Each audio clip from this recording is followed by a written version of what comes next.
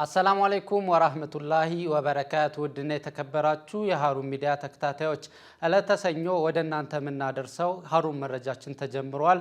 ከመረጃዎቹ ጋር ሲራጅ ሙሰማ አብሬያችሁ ቆያለሁ።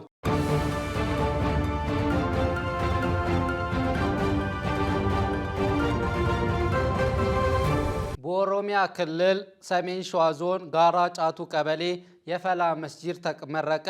በዋህደቱል ኡማ የበጎ አድራጎት ማህበር አስተባባሪነት በኦሮሚያ ክልል ሰሜን ሸዋ ዞን በሸኖ ከተማ አቅራቢያ በምትገኘው ጋራ ጫቱ ቀበሌ ፈላ የተሰኘ መስጂድ ተመርቋል። በአካባቢው በርካታ ሙስሊሞች በተለያዩ ዘመናት መስጂድና የኢልም ማዕከል በማጣታቸው ቁጥራቸው እየተመናመነ መምጣቱን ታሳቢ በማድረግና በአካባቢው መሳጂዶችን መገንባት አስፈላጊ ሆኖ በመገኘቱ የፈላህ መስጂድ መገንባቱ ተገልጿል።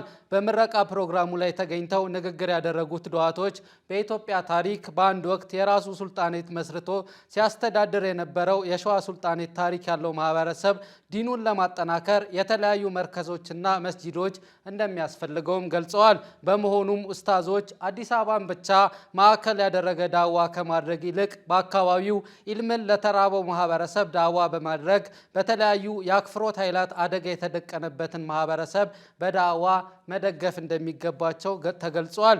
የዋህደቱል ኡማ መስራችና ስራ አስኪያጅ ኡስታዝ በድሩ ኑሩ በምረቃ ስነ ስርዓቱ ላይ ተገኝተው ባስተላለፉት መልእክት የአካባቢው ህዝበ ሙስሊም መሳጂዱን መገንባቱ ብቻ ሳይሆን ልጆቹንም ወደ መስጂድ በማምጣት ኢልምን እንዲቀስሙ ሊያደርግ እንደሚገባ ተናግረዋል።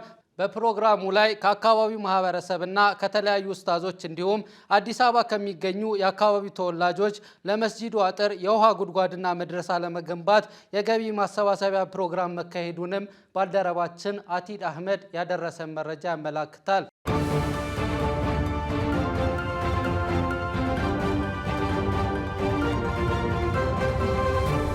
የማዕከላዊ ኢትዮጵያ ክልል ትምህርት ቢሮ ባዘጋጀው የስምንተኛ ክፍል ፈተና አደገኛ እስልምናን የሚያጠለሽ መልእክት በጥያቄ ማቅረቡ ታወቀ። የማዕከላዊ ኢትዮጵያ ክልል ትምህርት ቢሮ ባዘጋጀው የስምንተኛ ክፍል ፈተና አደገኛ እስልምናን የሚያጠለሽ መልእክት በጥያቄ ማቅረቡን ሃሩን ሚዲያ ከፈተና ወረቀቶቹ ማወቅ ችሏል። በፈተና ውስጥ ክርስትና ከእስልምና የሚለይበትን መንገድ ከጠየቀ በኋላ ሆን ተብሎ በሚመስል መልኩ እስልምና ከክርስትና በተቃራኒው በጅሃድ እንደተስፋፋ የሚገልጸው ምርጫ መልስ እንዲሆን ለማድረግ መሞከሩም ተገልጿል። በዚህ የፈተና አገላለጽ ክርስትና ሰላማዊ ነው፣ እስልምና ጦረኛ ነው የሚል ያልተሸፋፈነ መልእክት ለታዳጊዎች ለማስረስ ተሞክሯል። ሴኩላር መሆን ሲገባው በተቃራኒው የአንድን እምነት ስርዓት በቅጡ ባለማብራራትና አድሏዊ በመሆን ለማጠልሸት በሚሞክሩ ባለሙያዎች መያዙን የሚጠቁም መሆኑን ሃሩን ሚዲያ ያነጋገራቸው የትምህርት ባለሙያዎች ገልጸዋል። ከዚህ ቀደም የኦሮሚያ ክልል ትምህርት ቢሮ የስምንተኛ ክፍል በሞዴል ፈተና ላይ ያቀረበው ጥያቄ እስልምናን አዛብቶ ያቀረበ ነው በሚል ሲተች መቆየቱ ይታወሳል።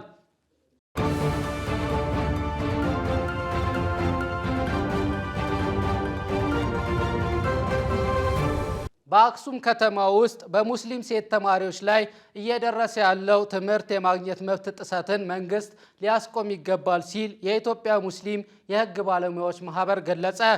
የኢትዮጵያ ሙስሊም የህግ ባለሙያዎች ማህበር በትግራይ ክልል አክሱም ከተማ በሂጃብ ምክንያት ከስምንተኛ ክፍል ፈተና የታገዱ ተማሪዎችን አስመልክቶ መግለጫ አውጥቷል። ማህበሩ በመግለጫው ፈተና እንዳይፈተኑ ለተከለከሉ ሙስሊም ሴት ተማሪዎች ፈተና እንዲፈተኑ ሁኔታዎች ሊመቻች ይገባል ብሏል። የኢትዮጵያ ሙስሊም የህግ ባለሙያዎች ማህበር በትግራይ ክልል አክሱም ከተማ ውስጥ በሚገኙ ክንዳያ፣ አብርሃና አጽባሃ የመጀመሪያ ደረጃ ትምህርት ቤቶች የሚማሩ በቁጥር 20 የሆኑ ሴት ሙስሊም ተማሪዎች ከሰኔ 2 ቀን 2017 እስከ ሰኔ 7 ቀን 2017 ዓመተ ልደት ድረስ የተሰጠውን የስምንተኛ ክፍል የመልቀቂያ ፈተና የሚኒስትሪ ፈተና ሂጃብ ለብሳችሁ አትፈተኑም በሚል ምክንያት የመብት ጥሰት መፈጸሙን ያወግዛል ያለ ሲሆን ለደረሰው የመብት ጥሰትም አፋጣኝ መፍትሄ እንዲሰጠው ጠይቋል። ማህበሩ ባደረገው ክትትል በአክሱም ከተማ ውስጥ በሚገኙ የመንግስት ትምህርት ቤቶች ሙስሊም ሴት ተማሪዎች የሚከተሉትን ሃይማኖት መሰረት በማድረግ እየተፈጸመ የሚገኘው የመብት ጥሰት መንገድ እየቀያየረና ከጊዜ ወደ ጊዜ እየሰፋ መምጣቱንም ለመረዳት መቻሉን ገልጿል። በመብት ጥሰት ምክንያት ተማሪዎቹ ለስነ ልቦና ቀውስ መዳረጋቸውን፣ በርካታ ሴት ተማሪዎች መሰደዳቸውን፣ ላለ ዕድሜ ጋብቻ መዳረጋቸውን ተረድቷል ብለዋል። በኢፌዴሪ ህገ መንግስትና ኢትዮጵያ ባጸደቀቻቸው ዓለም አቀፍና ሀገራዊ ህጎች ትምህርት ሃይማኖታዊ አመለካከትን መሰረት በማድረግ አድሎ ሊፈጸምበት የማይገባ መሆኑን፣ አንድ ሰው የሚከተለውን ሃይማኖት መሰረት በማድረግ የትምህርት መብቱ ላይ የመለየት የማግለልና የመገደብ ተግባራት አድሎ መኖሩን የሚያመላክቱ መሆናቸውን እንዲሁም መንግስት አድሏዊ አሰራርን የሚደግፉ የትምህርት ፖሊሲዎችን፣ ህጎችንና ተቋማት ላይ ቁጥጥር የማድረግና የማስተካከያ እርምጃ የመውሰድ ኃላፊነት ያለበት ቢሆንም የትግራይ ክልልና የፌዴራል መንግስት ተቋማት ከዚህ ቀደም በአክሱም ከተማ ውስጥ በሚገኙ በአክሱም ሁለተኛ ደረጃ፣ በአልሙናይ ሁለተኛ ደረጃ፣ በቀዳማዊ ምኒልክ ሁለተኛ ደረጃና በአብርሃና አጽብሃ አንደኛ ደረጃ ትምህርት ቤቶች ውስጥ የሚማሩ ሙስሊም ሴት ተማሪዎች በሚከተሉት ሃይማኖት ምክንያት ትምህርት እንዳይማሩ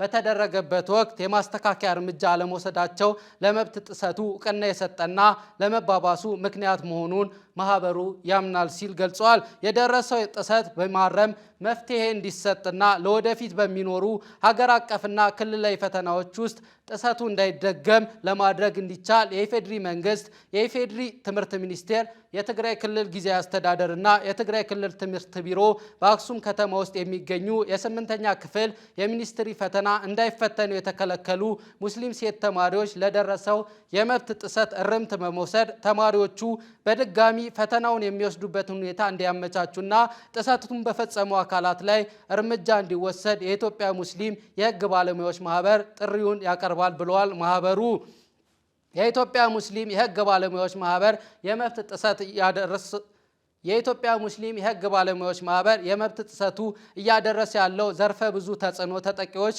በሀገራቸው በነበረው የኢትዮጵያ ሙስሊም የህግ ባለሙያዎች ማህበር የመብት ጥሰቱ እየደረሰ ያለው ዘርፈ ብዙ ተጽዕኖ ተጠቂዎች በሀገራቸው በነበረው ግጭት ምክንያት ከትምህርት ተገለው የቆዩ ልዩ ጥበቃና ተጨማሪ ድጋፍ የሚያስፈልጋቸው ሴት ተማሪዎች በመሆናቸው ሁሉም መንግስታዊና መንግስታዊ ያልሆኑ የሰብአዊ መብት ተሟጋች ተቋማት የጉዳዩን አንገብጋቢነትና ጉዳት ከግምት ውስጥ ያስገባ አጋርነት፣ ይገባኛል ባይነት እንዲያሳዩ ጥሪውን ያቀርባል ሲል ገልጸዋል።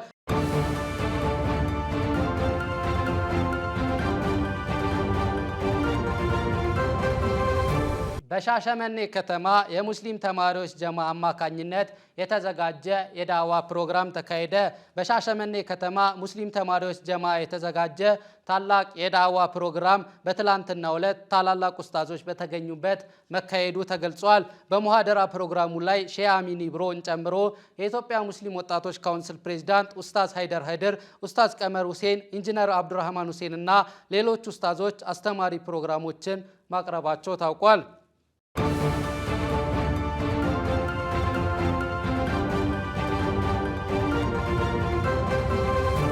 በደራሲ አብዱልፈታህ ሙሐመድ ሀበሻዊ በትግረኛ ቋንቋ የተጻፈ የሀበሻ ከዋክብት ውለታ በእስልምና ታሪክ የተሰኘ መጽሐፍ ተመረቀ።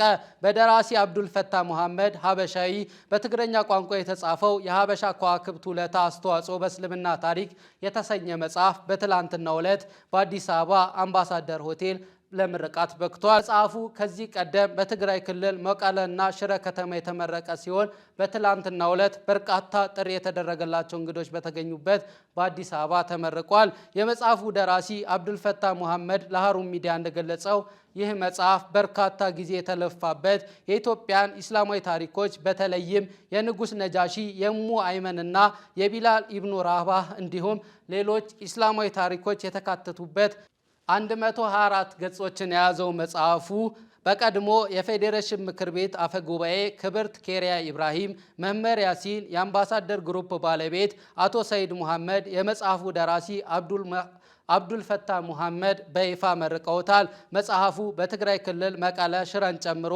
በተለያዩ ከተሞች እንዲሁም በአዲስ አበባ የተለያዩ መጽሐፍት መደብሮች እንደሚገኝም ተገልጿል።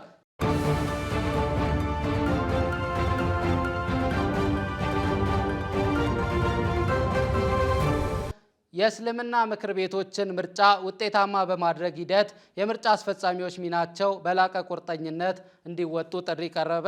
በሀገር ደረጃ በመጪው ሐምሌ ወር የሚካሄደው የእስልምና ምክር ቤቶች ምርጫ ውጤታማ ሆኖ እንዲጠናቀቅ የምርጫ አስፈጻሚዎች ሚናቸውን በላቀ ቁርጠኝነት እንዲወጡ የማዕከላዊ ኢትዮጵያ ክልል እስልምና ጉዳዮች ከፍተኛ ምክር ቤት የምርጫ አስፈጻሚ ቦርድ አሳስቧል። የማዕከላዊ ኢትዮጵያ ክልል እስልምና ጉዳዮች ከፍተኛ ምክር ቤት የምርጫ አስፈጻሚ ቦርድ ምርጫ ለጽኑ ተቋም በሚል መሪ ቃል በምርጫው አፈጻጸምና የምዝገባ ሂደት ላይ የስልጠናና የውይይት መድረክ በወራቤ ከተማ አካሂደዋል።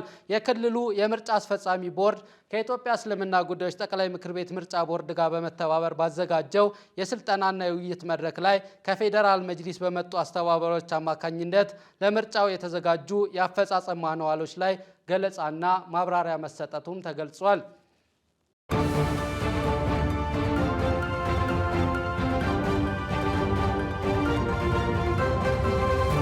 ኢራን በእስራኤል የወደብ ከተማ ሃይፋና በመዲናዋ ቴል አቪቭ ከተማ ከባድ ጥቃት ፈጸመች። የኢራን ሚሳኤሎች የእስራኤል ቴል አቪቭና የወደብ ከተማዋን ሃይፋን ዛሬ ሰኞ በመምታት ቤቶቹን ማውደማቸው ተገልጿል። የእስራኤል ሚዲያ እንደዘገበው በሀገሪቱ ላይ በተፈጸመው ጥቃት 3 ሰዎች ሲገደሉ በደርዘን የሚቆጠሩ ደግሞ ቆስለዋል ብለዋል። በሃይፋ የወደብ ከተማ 30 ያህል ሰዎች ቆስለዋል ሲሉ የአደጋ ጊዜ ባለስልጣናት ተናግረዋል። በደርዘን የሚቆጠሩ የአደጋ ጊዜ የመጀመሪያ ምላሽ ሰጪዎች ወደ ጥቃት ዞኖች ሲጣደፉ የሚያሳዩ ምስሎችም ተሰራጭተዋል። በወደቡ አቅራቢያ በሚገኝ የኃይል ማመንጫ ላይ የእሳት ቃጠሎ ታይቷል ሲል መገናኛ ብዙሃን ዘግበዋል። በቴል አቪቭ ላይ በርካታ ሚሳኤሎችንና ፍንዳታዎች የነበሩ ሲሆን ኢየሩሳሌም ላይም ተመሳሳይ ጥቃት እንደነበር የቪዲዮ ምስል አመላክተዋል። በከተማዋ ከሚገኝ የአሜሪካ ኤምባሲ ቅጥር ግቢ ጥቂት 100 ሜትሮች ርቆ የሆቴሎችና ሌሎች በአቅራቢያ ያሉ ቤቶች መስኮቶችን የሰባበረ ጥቃት ደርሷል። በቴል አቪቭ ሰፈር ውስጥ የሚገኙ በርካታ የመኖሪያ ህንፃዎች መውደማቸውም ተገልጿል። በኢራን የሟቾች ቁጥር 224 መድረሱ የተገለጸ ሲሆን ከነዚህም መካከል 70 ሴቶችና ህፃናት እንደሚገኙበትም ተገልጿል። የኢራን ኢስላማዊ አብዮታዊ ጥበቃ ጓድ የስለላ ኃላፊና ሌሎች 2 ጄኔራሎች እሁድ ዕለት በእስራኤል ጥቃት መገደላቸውም ተገልጿል። የዓለም መሪዎች በዚህ ሳምንት በቡድን 7 ስብሰባ ላይ በሁለቱ የቀድሞ ሀገራት መካከል የሚካሄደው ጦርነት ወደ ሰፊ ቀጠናዊ ግጭት ሊያመራ ይችላል የሚል ስጋት አድሮባቸዋል። ጀርመን፣ ፈረንሳይ እና ብሪታንያ በመካከለኛው ምስራቅ ያለውን ሁኔታ ለማረጋጋት በቴህራን የኑክሌር መርሃ ግብር ዙሪያ ከኢራን ጋር አፋጣኝ ውይይት ለማድረግ መዘጋጀታቸውን የጀርመን የውጭ ጉዳይ ሚኒስቴር ዩሃን ተናግረዋል። በመካከለኛው ምስራቅ ጉብኝት እያደረጉ ያሉት ዩሃን በእስራኤልና በኢራን መካከል ያለውን ግጭት ለማርገብና የበኩላቸውን አስተዋጽኦ ለማበርከት ጥረት እያደረጉ መሆኑን ገልጸዋል። ቴህራን ከዚህ ቀደም የቀረበላትን እድል መጠቀም እንዳልቻለችም ጠቁሟል። ጀርመን ከፈረንሳይና ብሪታንያ ጋር በመሆን ያቀረበችው የውይይት ሀሳብ ተቀባይነት ያገኛል የሚል ተስፋ እንዳላቸውም የውጭ ጉዳይ ሚኒስትሩ ተናግሯል። ጦርነቱን ማስቆም የሚቻለው በኢራንና እስራኤል ላይ በሁሉም አቅጣጫዎች ጫና ማሳደር ሲቻል ብቻ እንደሆነም መጠቆማቸውም ሮይተርስ ዘግቧል። ውድና የተከበራችሁ የሃሩን ሚዲያ ተከታታዮች ዕለተ ሰኞ ወደ እናንተ ያደረስነው ሃሩን ሚዲያ መረጃችን ተጠናቋል። ከመረጃዎቹ ጋር ሲራጅ ሙሰማ ከካሜራ ባለሙያው ሰላዲን መሐመድ ጋር በጋራ አብረናችሁ ቆየን። ሰላም ለሀገራችን። ወሰላሙ አለይኩም ወራህመቱላሂ ወበረካቱ።